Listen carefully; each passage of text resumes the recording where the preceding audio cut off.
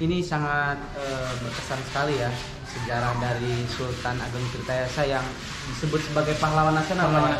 Ini kan nanti sebentar lagi kita merayakan 17 Agustus. Penting sekali Pak ya, generasi muda itu harus mengetahui ya Pak ya, sejarah pahlawan kita ya. Kira-kira ada nggak Pak ajakan untuk anak-anak muda ini biar kenal sama tokoh-tokoh yang ada di Banten? Gimana kira-kira ya? Ya terus kita berjuang, kalau kita seorang pelajar atau mahasiswa terus berjuang untuk menuntut ilmu agar generasi penerus kita biar seperti generasi sebelumnya. Betul. Semacam Sultan Ageng Tirtayasa dijadikan sebagai pahlawan nasional. Betul, gitu. Itu Pak, terima kasih ya, Pak ya sama-sama sudah wawancara.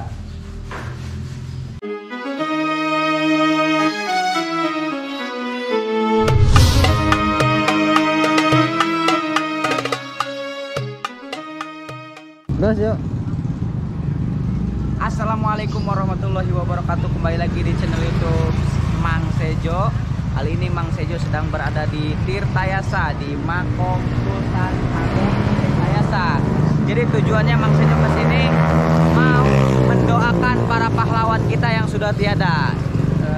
Suatu keharusan ya, apalagi ini di momentum kemerdekaan Indonesia 17 Agustus di tahun 2021. Seharusnya kita sebagai anak muda harus mendoakan para pahlawan. Siapa Sultan Ageng Tirtayasa? Salah satu tokoh dari Banten ya yang sudah diakui sebagai pahlawan nasional.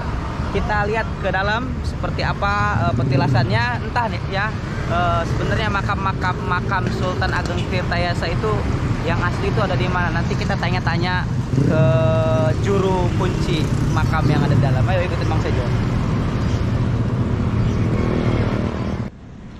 Oke helaan atuh, sebelum cerita sejarah Sultan Ageng Tirtayasa, Mang Sejo bakal nunjukin jalan heula atuh bisi maraneh tersesat. Nah, ini teh kita lewat jalan Banten Lama. Jadi pas sebelum Keraton Kaibon kita belok kanan. Eta kan aya plang nantinya sawah luhur Tanaranya. Kita lurus aja tuh, lurus aja sampai ke sawah luhur, terus kali itu lurus. Tapi udah terlalu lurus dia habis nabrak. Nah, kalau lewat jalur yang satu ini Mamang Bibi akan disuguhi oleh pemandangan sawah dan sungai irigasi yang dipakai mencuci. Bahkan dipakai mandi oleh warga sekitar ya. Nanti Mamang Bibi akan melihat saja sendiri pemandangannya seperti apa. Nah, kali ini Mang Sejo keliling Banten ditemani Mang Topik ya. Kebetulan motor Mang Sejo si Ucup Astrea lagi atit, jadi pakai motor yang lain deh. Alhamdulillah ini ga yang aya nu nginjeman. Pokoknya tonton terus penelusuran Sultan Banten, episode Sultan Ageng Tirtayasa Raja Banten ke-6.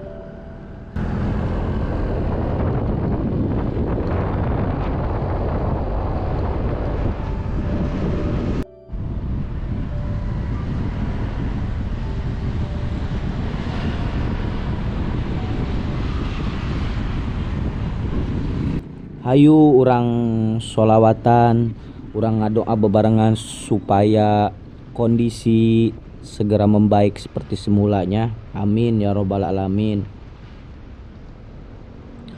Allahumma salli wa sallim wa barik alaihi, sallu alaihi. Allahumma salli ala sayyidina Muhammadin tibil qulubi wa dawaiha wa afiyatil abdani wa shifaiha wa nuril absari wa dhiyaiha wa ala alihi wa sahbihi wa sallim. Nah, Nah, kali ini Mang Sejo sedang bersama Bapak siapa, Pak? Nama Ahmad Taimi. Oh, Bapak Ahmad Taimi Ahmad Taimi. sebagai juru pelihara situs Tirtayasa Balai Pelestarian Cagar Budaya. Ini di sini lagi direnovasi, Pak ya? Iya betul. Ini direnovasi dari kantor Balai Pelestarian Cagar Budaya Banten. Kebetulan memang pengajuan sudah lama dari tahun sekitar 2019 kalau nggak salah. Oh, Jadi 2019. karena akhirnya kan pada waktu itu mau direalisasi tahun 2020 karena ada dampak COVID gitu. Jadi ya terpaksa dialihkan ke tahun 2021 ini untuk renovasi. Jadi mungkin ini selama PPKM ini direnovasi, Pak ya? Apa gimana nih, Pak? Iya, ya kebetulan aja gitu. Artinya dari kantor itu ya sempatnya mungkin Tapi nggak ditutup kan, nggak kan? Kalau memang ditutup sih Ah. sebenarnya karena ada PPKM dari ini sampai tanggal 16 itu. Kalau di sini, Pak, pusaka siapa Sultan Agung Tirtayasa ini ada apa aja, Pak, kira-kira? Di sini memang peninggalan-peninggalan ada yang berupa semacam tombak, keris, terusnya ada juga boleh dikatakan golok ada. Goloknya. Iya. Tapi kemungkinan kan kalau untuk punya sultan sih belum tersebar di sini. Ini hanya tempat mungkin kemudian prajuritnya atau penduduk di masa beliau. Belum ada. Pokoknya ini semua yang ada di zaman beliau diselamatkan di sini. Iya. Ini juga sebagian hasil penelitian dari lokasi Pak Keraton, semacam misalnya artefak bata, bekas dinding gentengnya, terusnya artefak bata, bekas dinding temboknya, terusnya genteng ini bekas atapnya. Ada juga semacam batu bikisan itu dulu digunakan sebagai tempat apa ya, menumpuk rempah-rempah gitu. Kalau sekarang itu kan disebutnya lumpang ataupun sobek. Mana ya ada kayaknya di arti mungkin. Pak, kalau ini, Pak, ini benar makom Sultan Agung Tirtayasa itu ada di sini kan, Pak? Itu gimana petilasannya apa makomnya? Jadi gini ya, saya juga kurang begitu pasti karena kan memang ada dua versi. Jadi kan kalau menurut Hamka, seorang sejarawan, kalau setelah meninggal di Batavia itu jenazah tahun kalau nggak salah saya lihat di buku sejarah itu karangan Beli hamba itu. bukan Halwani Mihrab, Haji Halwani Mihrab bahwa kan Sultan Agung Tirtayasa itu memang pada waktu itu meninggalnya di Batavia. Setelah itu dibawa oleh anaknya Sultan Haji yang bernama Sultan Mahasin Jalal Abidin ke daerah Tirtayasa dan dimakamkan di Tirtayasa. Dan kalau untuk keterangan Uka Chandra Sasmita, seorang arkeologi, telah meninggal di Batavia, jenazahnya dibawa ke daerah Banten dan dimakamkan di sana, di sebelah utara Masjid Agung Banten. Oh iya. Bersama raja-raja sebelumnya. Jadi kalau ini gimana? Di sini ada makam? Ada juga di sini. Jadi di sini ada makam sekitar 5 makam. Jadi yang pertama itu Sultan Agung Tirtayasa atau Abdul Fatah atau Sultan atau Pangeran Surya. Karena kan Pangeran Surya. iya, jadi kan sebenarnya kan nama asli Sultan itu Pangeran Surya. Karena dapat gelar dari Mekah itu bernama Sultan Abdul Fatah dan kepindahan dari daerah Banten ke daerah Tirtayasa dikenal dengan nama Sultan Agung Tirtayasa. Karena kan di Keraton Tirtayasa sendiri ada semacam kanal sultan yang mengalir gitu. Jadi Tirtayasa itu tirta itu air yang mengalir, jadi air yang mengalir. Seperti itu informasi dari orang tua dulu. Selain ada makam ini, Jadi Sultan Agung Tirtayasa, terusnya gurunya itu di mana ada di sini? Enggak ada. Nggak ada ya? Sultan Agung Tirtayasa, terusnya istrinya Nyai Gede Ayu, terusnya anak yang laki-laki Pangeran Purbaya dan yang perempuan Ratu Ayu. Dan yang itu ada lagi Pangeran Atayama. Saya juga pengen tahu nih Pangeran Atayama ini apa memang putra sultan ataupun ya masih kerabatnya. Yang bisa di sebelah sini ada panglima perangnya yang bernama Abu Jana. Paling itu saja, Pak. Jadi di sini juga ada semacam tempat sejarah juga. Betul. Di arah sana di belakang melintang ada semacam pohon asam tuh. Jadi pohon asam itu dulu sebagai bukit Gunung Sewu namanya. Jadi bukit Gunung Sewu itu pada masa Sultan Agung Tirtayasa digunakan sebagai tempat pengungsian.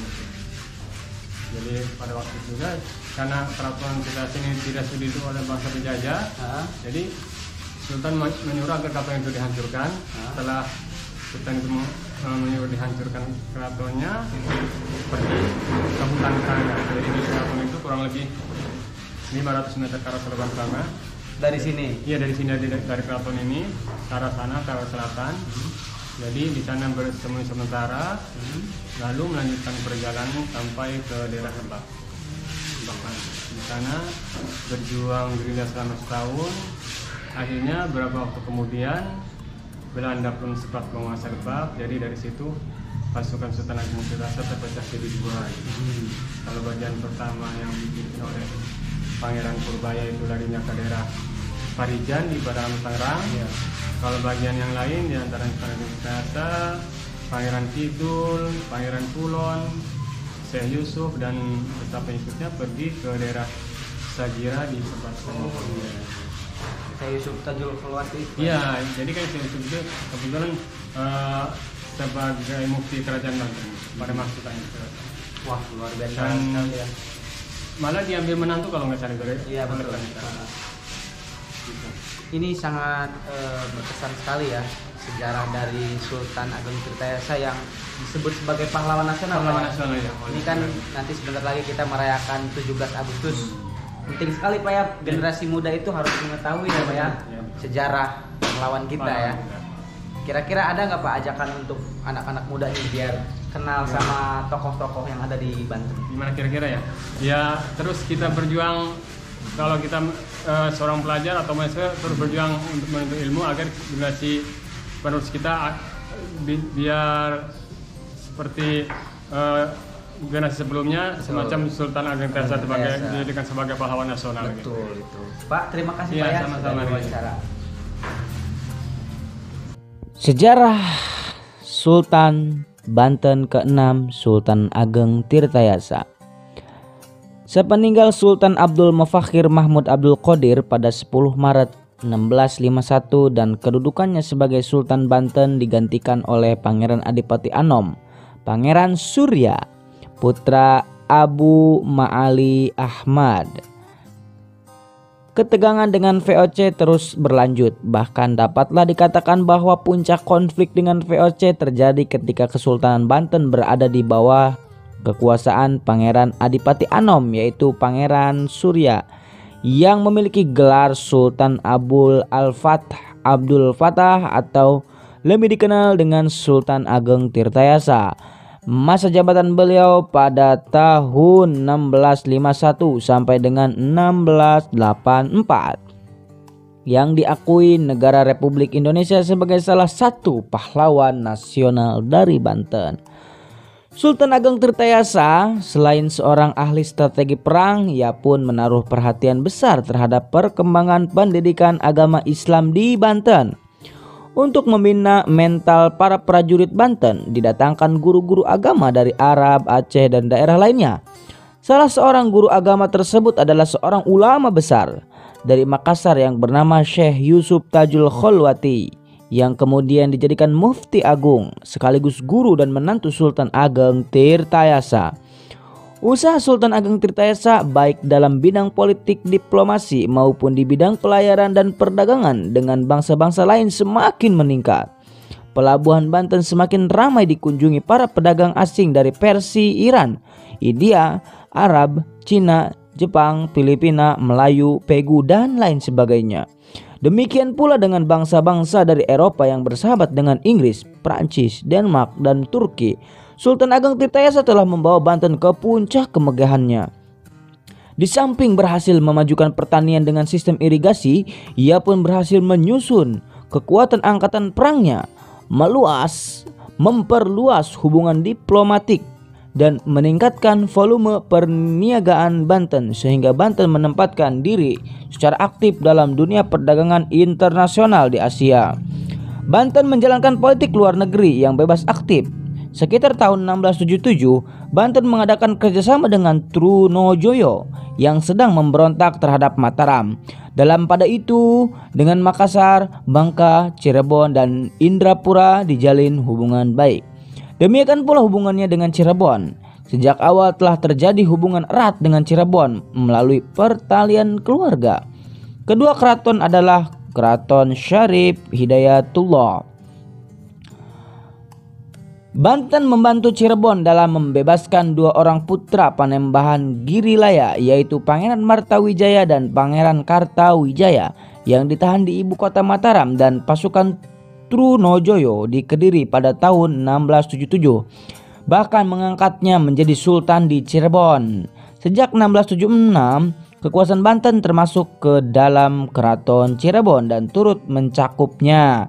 Selain membawa Banten ke puncak kejayaannya, sayangnya bersamaan dengan itu Banten mengalami perpecahan dari dalam. Putra mahkota Sultan Abdul Nasir Abdul Qohar yang dikenal sebagai Sultan Haji diangkat jadi pembantu ayahnya mengurus urusan dalam negeri, sedangkan urusan luar negeri dipegang oleh ayahnya yaitu Sultan Ageng Tirtayasa dibantu oleh putra lainnya. Pangeran Arya Purbaya. Pemisahan urusan pemerintahan ini tercium oleh wakil Belanda di Banten, Wycliffe, yang kemudian dengan siasat divide et impera mendekati dan menghasut Sultan Haji. Karena termakan hasutan VOC, Sultan Haji menuduh pembagian tugas ini sebagai upaya menyingkirkan dirinya dari pewaris tahta kesultanan. Agar tahta kesultanan tidak jatuh ke tangan Pangeran Arya Purbaya, Sultan Haji kemudian didukung VOC untuk mempertahankan hak tahta kekuasaan atas Banten yang sebenarnya belum saatnya untuk dipegang, namun merupakan siasat adu domba. Hal ini membawa Banten terjebak pada konflik hingga Sultan Ageng Tirtayasa ditangkap dan dipenjarakan di Batavia sampai meninggal tahun 1692 dan dimakamkan. Wallahu alam ya, makam beliau ada di mana, yang tahu silakan komen di bawah ini. Nah begitulah kiranya sejarah singkat yang Mang Sejo dapatkan dari berbagai sumber. Di konten selanjutnya Mang Sejo akan ziarah mengajak Mamang Bibi Sadayana ke Pandeglang, makam Sultan Haji alias Syekh Mansur yang makamnya ada di Cikaduen sana. Wallahu alam. Karena ini bulan Agustus, bulan kemerdekaan Republik Indonesia, sudah semestinya kita sebagai masyarakat Indonesia menghargai para pahlawan. Salah satunya ya, kita mendoakan beliau.